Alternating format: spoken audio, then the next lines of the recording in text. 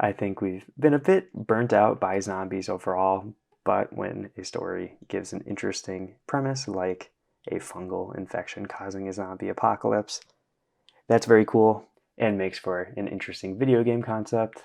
The Last of Us was a very popular series, had a sequel game, and of course, recently had the HBO Max series, which both of these Jaka figures are based on.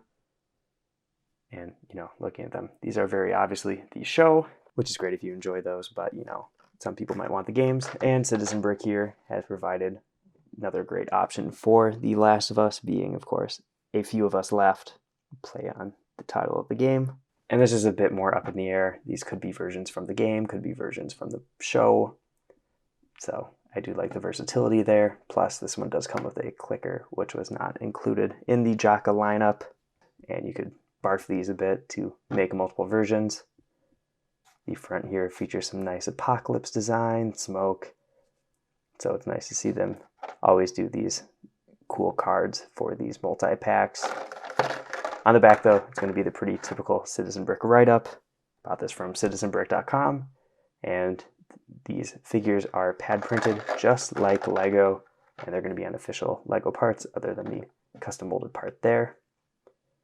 That being said, if you're excited to take these out and check them out.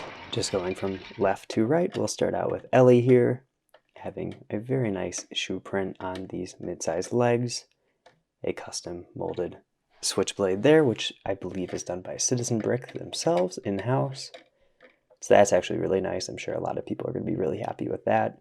But I think this figure kind of suffers from the same sort of stuff as the Jaka one, where it doesn't have her iconic shirt. I would have loved to have seen that design in a figure, just because as somebody that hasn't been super deep in the game but saw the show, I just feel like that is very iconic imagery in gaming and would be just really cool to have actually physically in a product. One thing I have noticed that is a bit goofy on this figure too is the shoe on the front, looks good. Looking from the side, it looks good, but when you get it at that angle, it does look a little bit funny. But that's inevitable if you want to have nice printing from different angles. That's going to happen eventually. But I'll definitely say I can pass that up with just a great sweatshirt print like I already pointed out. The face isn't like a perfect match or anything. The eyebrow doesn't have a scratch in it like the character in the game and the show does. But it is a nice generic expression that could work for the character. And I think the hairpiece is also a pretty good choice if you just wanted to use something that Lego has done already to save on money.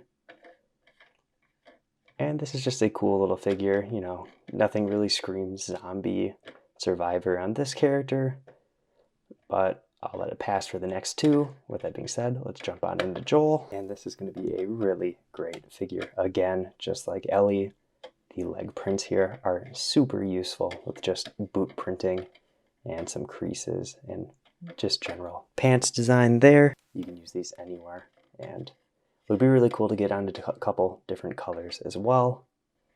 On the back of the torso, you're going to have a nice backpack there with some metallic printing to be duct tape where he has fixed it over years. And on the front again, just, nice jacket. Where it gets really cool is that the hair actually has some printing on it, which is a little unique to this. I don't think I've seen Citizen Brick do that. It is solid gray though, so when you look at it in harsh lighting like this, it might not be as super good of an effect, but when you're looking at it from a distance with more natural lighting, it does look really cool. And getting the face print there, it is pretty typical of Citizen Brick, especially with facial hair type characters. This one has just solid color for all of that instead of some of the more stubbly printing that they do depending on the character. And the skin tone for this is actually, I think, medium flesh, not just the normal light nougat. So it is going to be a little bit more accurate to the show version, I believe, just because I think the game version is just a white dude. But looking at the face print, I can't really tell which way it goes, if it is the TV version or the video game version. I had the same sort of comment about the Jaka version where you could really see it both ways. It's just kind of a fully encompassing version to fit either one.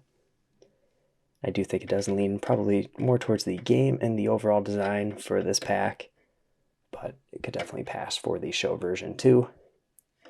Now some people are bummed it comes with a printed backpack instead of leaving the torso option open to do a physical backpack.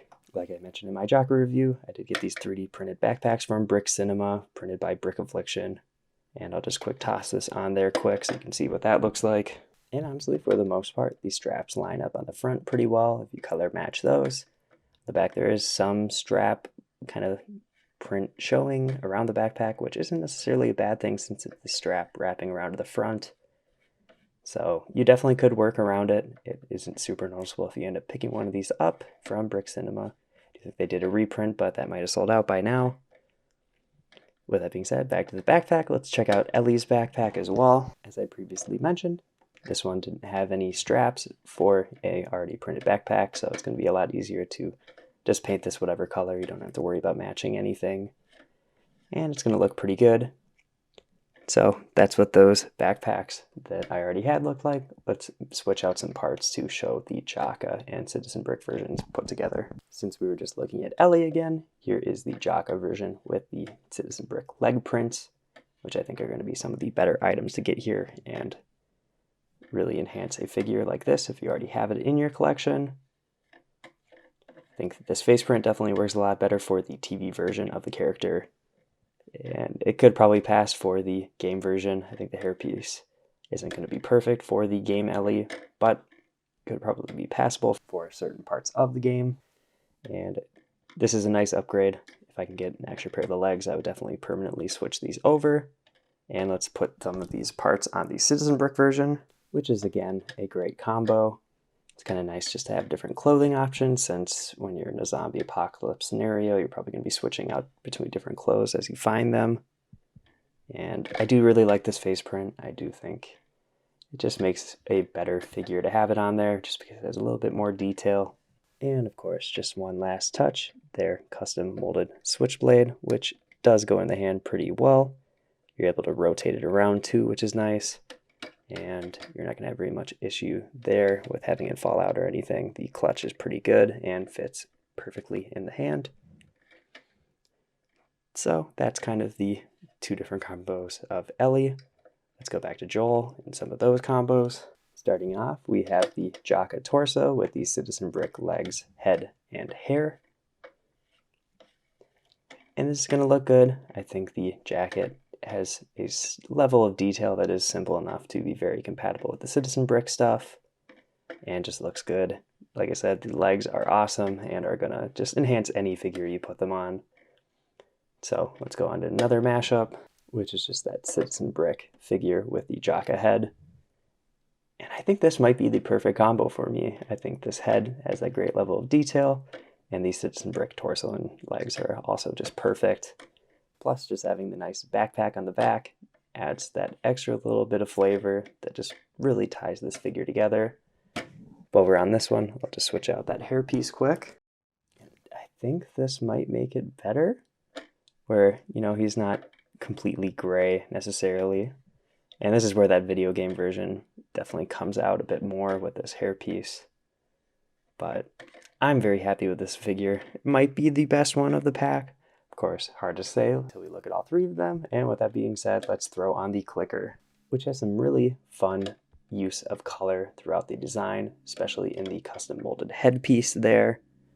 From what I can tell, it is glued onto the head. I'm sure if you really wanted to mess with it, you could have it come off, but I'm sure it would just have some loose friction and might slide around a bit too much, so that's why they did that.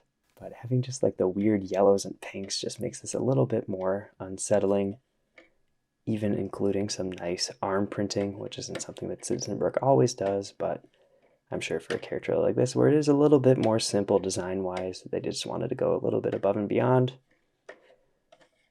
Plus, you know, this pack only had 2 custom molded accessories. The knife could be used elsewhere. The headpiece here is really only going to be used for this character.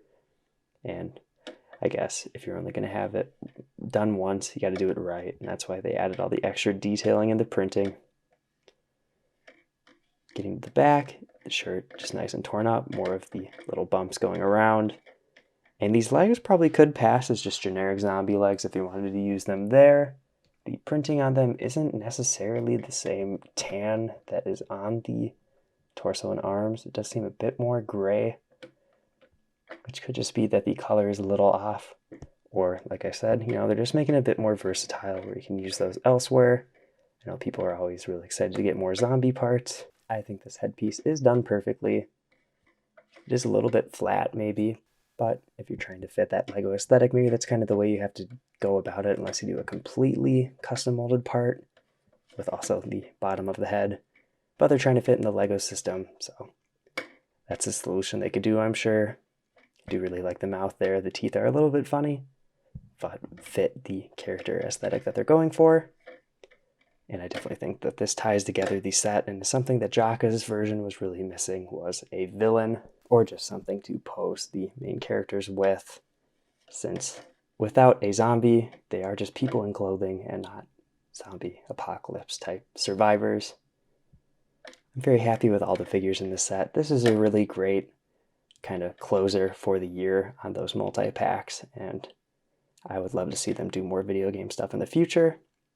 With all that being said, let's get on to that comparison and the final verdict. And here's my full Last of Us collection here, plus some other PlayStation character representation with Kratos and Aloy. And it's fun to get some video game characters. Lego has done Mario in the macro scale, whatever you would call those, and Sonic now has a whole lineup of video game characters. But for more mature content, you really just have Aloy here, which is a great figure, probably one of the best that Lego has done, and is going to pair together pretty well with these pretty highly detailed minifigures. So this is just cool to get it together. I will say, with the addition of the Citizen Brick pack, that is out there now, it is going to be a little bit harder for me to recommend the Jaka version, just because that was $100 for 2 figures, and the Citizen Brick one is $60 for 3. And the figures here feature just as much detail, if not more, since they have the additional leg printing.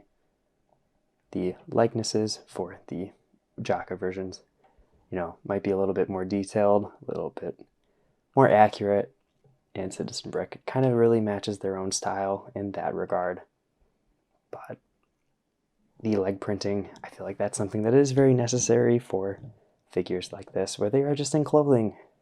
If you don't have the leg printing, it just looks off, especially with a highly detailed torso like Joel and Ellie had in that 2-pack.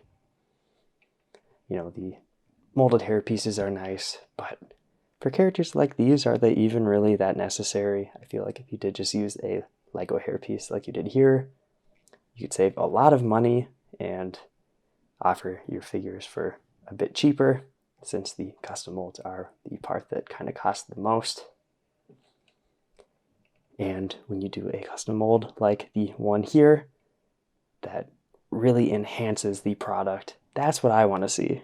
Something like this is perfect, and like I kind of mentioned in the review, creates the purpose for the zombie survival figures that you made. You have to have something to go with them to put them into context, and they knocked it out of the park here. But let me know, what is your preference? Do you have any favorite of those combos that I did for the figures, putting all the parts together? Or do you just have a favorite version of the figures that were made by the companies? Let me know in the comments. If you want to see more Citizen Brick or custom Lego videos overall, check out all the videos on my channel. I've been Brick Radiop, and I'll see you in the next video.